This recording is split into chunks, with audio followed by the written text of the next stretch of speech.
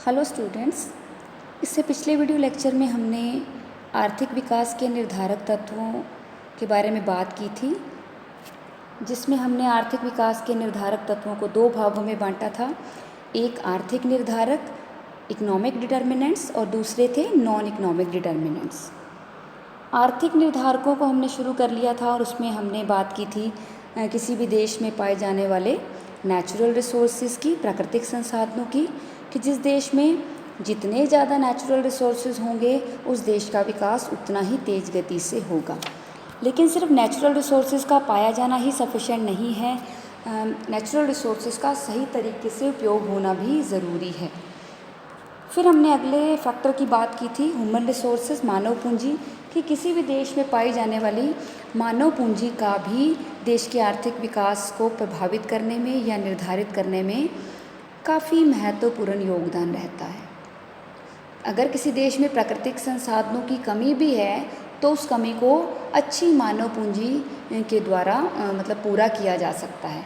कि जो अगर मानव पूंजी अच्छी होगी, अगर हमारे देश में जो मानवीय संसाधन हैं वो पढ़े लिखे होंगे, शिक्षित होंगे, कुशल होंगे, कर्तव्यपरायण होंगे, उनका हेल्थ लेवल, उनका शारीरिक रूप से स्वास्थ्य अच्छा होगा, उनमें हुनर होंगे, तो वो अपने हुनर या अपनी कौशल के बेस पे जो कम प्राकृतिक संसाधन हैं उनका भी सही तरीके से उपयोग करके विकास कर सकते हैं। फिर हमने नेक्स्ट तीसरे फैक्टर की बात की थी कि किसी भी देश में पाई जाने वाली पूंजीगत वस्तुओं का या देश में जो पूंजी निर्माण की दर है उसका भी काफ़ी इम्पोर्टेंट रोल होता है आर्थिक विकास को निर्धारित करने में। जितना ज़्यादा पूंजी निर्माण होगा वो देश उतना ही आर्थिक रूप से प्रगति करेगा, आर्थिक रूप से तरक्की करेगा। और जो अलग विकसित देश हैं उनके पिछड़े होने का कारण भी यही है कि उनमें कैपिटल फॉर्मेशन की या पूंजी निर्माण की दर काफ़ी कम है। नेक्स्ट हम आज बात करेंगे टेक्निकल प्रोग्रेस। चौथा जो निर्धारक है आर्थिक निर्धारकों में ही चौथा निर्धारक टेक्निकल प्रोग्रेस या टेक्नोलॉजिकल प्रोग्रेस भी कह सकते हैं हम, या हम कहेंगे तकनीकी प्रगति। कि किसी भी देश के आर्थिक विकास में तकनीकी प्रगति का, नव परिवर्तनों का काफ़ी महत्वपूर्ण योगदान होता है। प्रोफेसर शुम्पीटर का ये कहना है कि विकास का सर्वाधिक महत्वपूर्ण घटक है तकनीकी प्रगति और तकनीकी नव परिवर्तनों को अपनाया जाना। तकनीकी प्रगति का मतलब होता है कि उत्पादन के पुराने ढंगों में सुधार लाना, पुराने तौर तरीक़ों में सुधार लाना या फिर नए तरीक़ों की खोज करना। जिस देश में जितनी ज़्यादा वैज्ञानिक और तकनीकी प्रगति होगी उस देश के बाज़ारों में नई नई वस्तुएं आएंगी, पुरानी वस्तुओं में भी इम्प्रूवमेंट या सुधार होगा, श्रम की उत्पादकता बढ़ेगी, प्रोडक्टिविटी बढ़ेगी, लेबर की, और उत्पादन लागत घट जाएगी। इन सब से क्या होगा, देश का आर्थिक विकास तेज़ गति से होगा। तो जिन देशों में वैज्ञानिक तरक्की, तकनीकी विकास और नव परिवर्तन धीमी गति से होते हैं वो वहाँ पर आर्थिक विकास की जो गति है वो भी धीमी पड़ जाती है। तो इस तरह से स्पष्ट है कि आर्थिक विकास के लिए तकनीकी प्रगति का काफ़ी इम्पोर्टेंट रोल है। जिस देश के पास जितनी ज़्यादा वैज्ञानिक अनुसंधान की सुविधाएं होंगी वो अर्थव्यवस्था उस अर्थव्यवस्था को पीछे छोड़ देगी जिनमें ये सुविधाएं मौजूद नहीं हैं। तो इस तरह से हम कह सकते हैं कि तकनीकी विकास और नव परिवर्तन भी किसी भी देश के आर्थिक विकास को निर्धारित करते हैं। नेक्स्ट है अगला डिटर्मिनेंट, अगला निर्धारक, ग्रोथ ओरिएंटेड इकोनॉमिक एजेंसीज, विकास प्रेरक आर्थिक एजेंसियाँ। किसी भी देश के आर्थिक विकास को तेज़ गति में लाने के लिए वहाँ पर मौजूद जो विकास प्रेरक एजेंसियाँ हैं उनका भी काफ़ी महत्वपूर्ण योगदान रहता है। विकास प्रेरक एजेंसियों में आ जाते हैं वहाँ का बैंकिंग सिस्टम, बैंकिंग प्रणाली, वहाँ की जो वित्तीय और निवेश संबंधी संस्थाएं हैं, यहाँ हम कहीं वहाँ का संगठित मुद्रा बाज़ार और पूंजी बाज़ार और नियोजन संस्थाएं।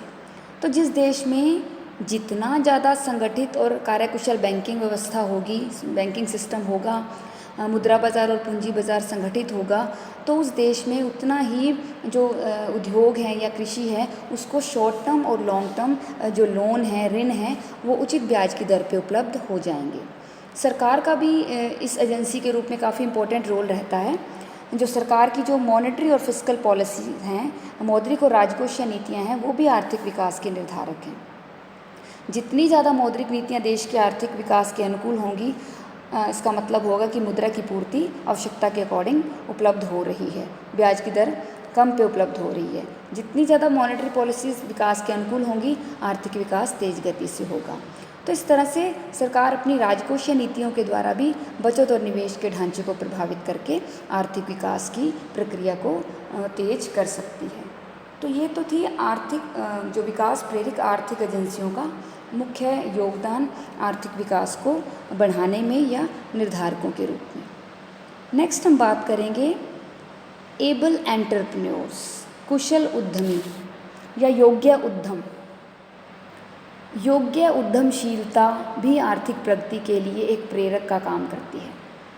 जिस देश में कुशल और योग्य उद्यमी या साहसी बोल देते हैं हम इसको, एंटरप्रेन्योर को, जिस देश में कुशल और योग्य उद्यमी पर्याप्त मात्रा में उपलब्ध होंगे तो वो जोखिम उठाकर नए नए तकनीकी आविष्कारों को, नई नई विधियों को अपनाएंगे और विभिन्न तरह के व्यवसायों में उनका प्रयोग करेंगे और जो उपलब्ध संसाधन है उसका विवेकपूर्ण प्रयोग करते हुए देश के आर्थिक विकास को बढ़ाते हैं, जिससे आर्थिक विकास को बल मिलेगा।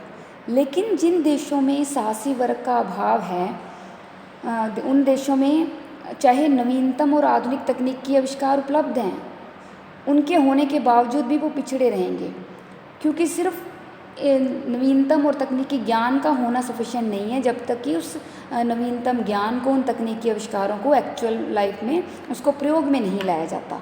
और प्रयोग में लाने का काम कौन करता है? किसी भी देश का साहसी वर्ग।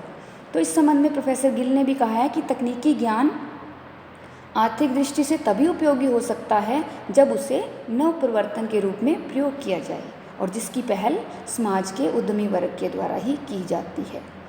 तो विकसित देशों में क्योंकि पर्याप्त मात्रा में साहसी वर्ग उपलब्ध होता है, जिसके कारण इन देशों का जो आर्थिक विकास है तेज गति से होता है।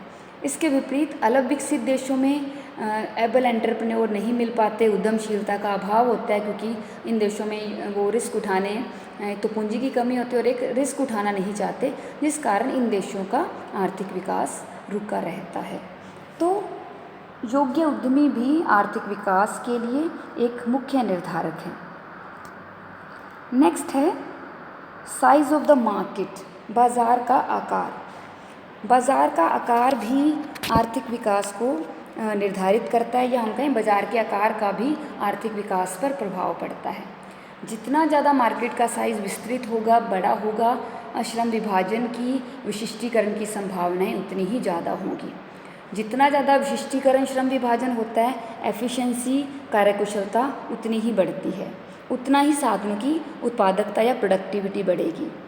मार्केट का साइज़ बड़ा होने से क्या होगा?